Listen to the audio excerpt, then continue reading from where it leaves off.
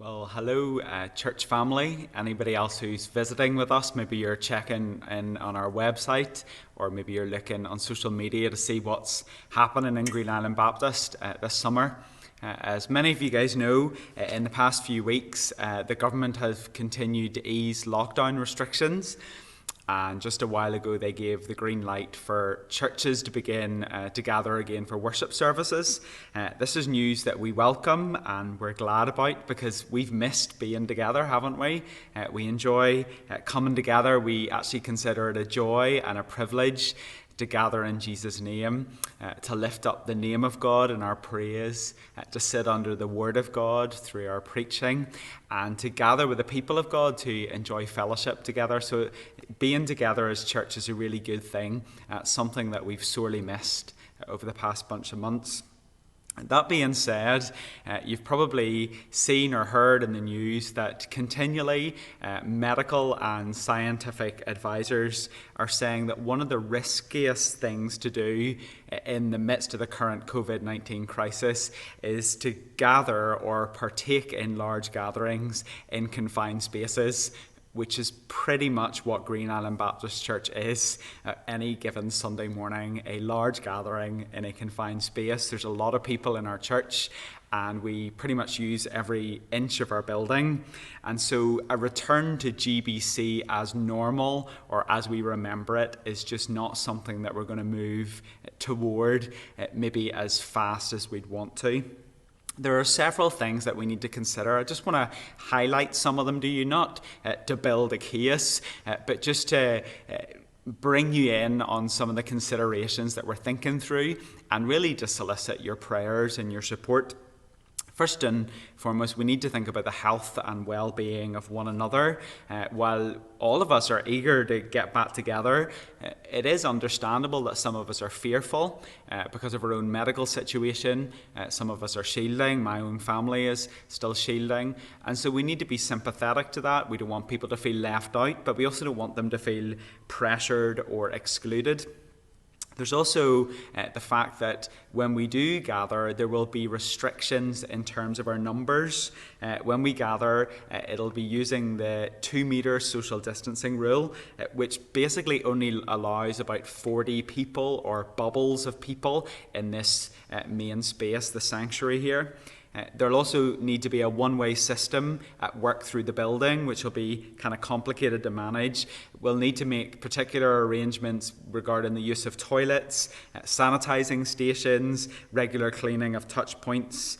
And also, when we get back together, some kind of key and appreciated aspects of our regular worship service just won't be able to happen. We might not be able to sing, or if we do sing, it'll be in a soft, quieter manner. There'll probably be no children or youth or creche activities, no refreshments, which I know is a big deal for many of you, and no communion. And the reason I mention that is that those are all aspects of gathering that we value. And so in that sense, getting back together again will not be as easy and not necessarily as positive as an experience as many of us would hope for, so we don't want to rush in. Also, we need to consider the fact that this church operates with an open door policy, and yet we're having to limit numbers. There's a bit of a tension there. This presents a challenge for us because here at Green Island Baptist, we anticipate and in fact we warmly encourage people to visit, people to seek out truth and to come through our doors and to feel at home and to be amongst us. And so the prospect of kind of having to weigh up welcoming back regulars, welcoming visitors, possibly turning people away is a real challenge for us. Also, the restrictions and mitigations that need to be put in place are going to require a considerable amount of manpower, of volunteers to do things like greeting, marshalling, spacing people out, cleaning.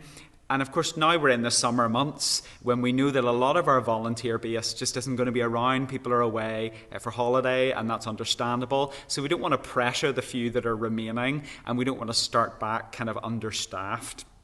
So with all that in mind, the leadership have met together and they've prayerfully considered the way ahead.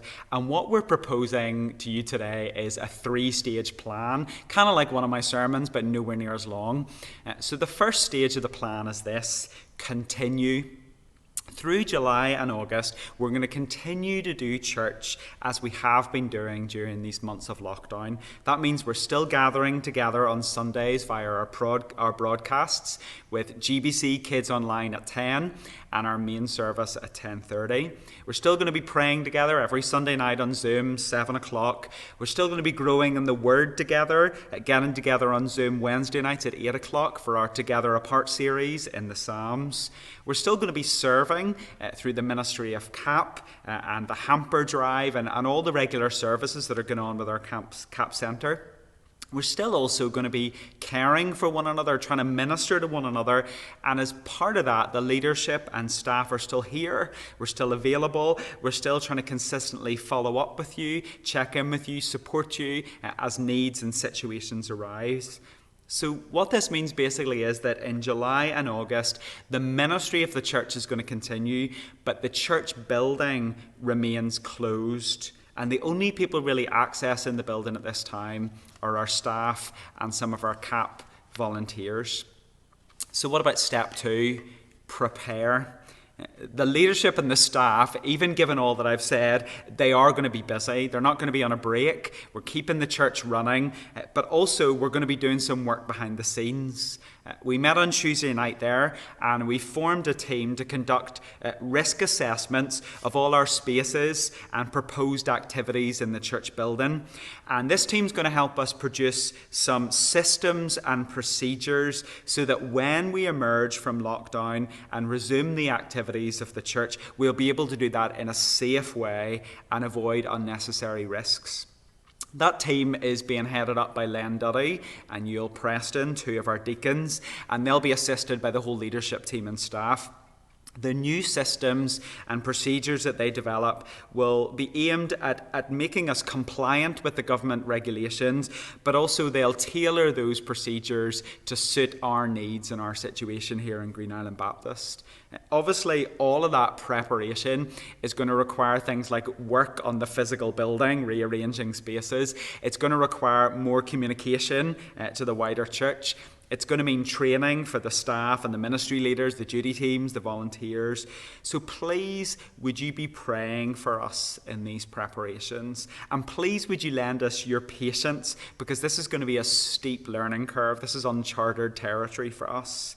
And please, would you be willing to step up and volunteer as we communicate needs to you? So we're going to continue. We're going to prepare. And then the third and final stage of this initial easing of lockdown is we're going to gather, but we're going to gather in a phased way. Let me say to you today that the first scheduled meeting for our church will be a time of prayer on Sunday, August 30th at 7 p.m. here in the sanctuary. We're going to get people to register for this and ask you to come early so that we can welcome people into the building in kind of a phased, safe way, and we'll communicate the details of that closer to the time. But on that night, Sunday, August 30th, 7 o'clock here at the church, first and foremost, it's going to be an opportunity for us to soak this building in prayer. Right at the start of a brand new season of ministry for our church, we need to seek God's face, don't we? We want to be in His will. You know, at several stages during the history of this church, when we've maybe stepped out into a new venture or we're beginning a new chapter, I've quoted to you a prayer prayed by the prophet Moses. And the prayer is this: Lord, if you go not with us, then lead us not up from here. And really that continues to be our prayer, doesn't it? As a fellowship of believers, we realize that we desperately need and depend upon the presence of God and the provision of God and the protection of God in all that we seek to be and do as a fellowship, not least in this brand new season of ministry in a very unprecedented time with all kinds of needs and opportunities waiting us. As well as praying that night, though, it's going to be a chance for us to do a wee bit of a dry run to make sure that with a limited, smaller group of people, our systems and procedures actually work. And maybe we'll work out through that night some adjustments or some tweaks that we need to make. But all being well, if Sunday, August 30th, goes off okay, then we will begin to hold evening services here in the building during the month of September, and they will start Sunday the 6th at 7 o'clock. These services, of course, will be webcast, so you can also join us at home. And our morning services and activities will continue to be broadcasted as they have been in these past months. Also in the month of September, we'll host our Together Apart studies in the Psalms in the building on Wednesday nights at 8 o'clock, starting September 9th. September is going to be a chance for us to open the church and to begin to meet in small gatherings and have various meetings of leadership, ministry leaders, just to begin to open up. Then, all being well, after further preparation, our hope is to ramp up our activities in October, beginning with some morning services and additional gatherings. Now, obviously, a lot can happen between now and then, but realistically, a return to the morning service would involve limited numbers. We're going to need to work out how to divide up the church, how to divide up our space, and of course, all the while, we will keep broadcasting as we continue. We're conscious, like I said, that all of this could change, that there's a lot of variables, but we wanted to take the opportunity just at the beginning of the summer to articulate a bit of a plan to you. We very much want the people in our church to feel informed. We share your passion and enthusiasm to be together and to worship as church family. And we would just appeal to you at this stage to pray into this plan with us. You know, one of our deacons texted me at the end of the leadership meeting on Tuesday night. He texted a verse from Proverbs. Proverbs 19:21 says this: "Many are the plans in a man's heart, but it is the Lord's purposes that prevail." And I replied to that text with a hearty amen. Because you see, the sovereignty of God is not only precious to me personally, it's foundational to who we are as God's people, isn't it? And to who we are as a church.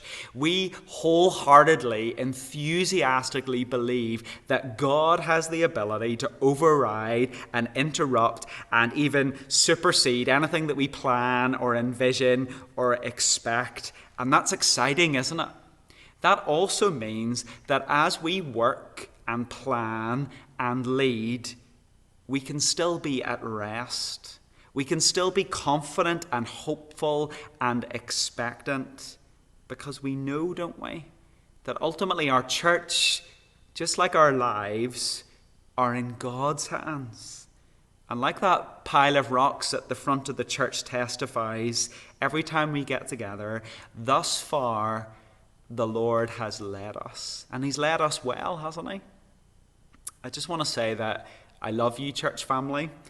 And I'm praying God's blessing and encouragement and rest and spiritual renewal for you in these summer months. And I pray that with me you'll join in prayer and that together we might look to God and make Him our hope and our expectation for the days and weeks and months that lie ahead. God bless you all.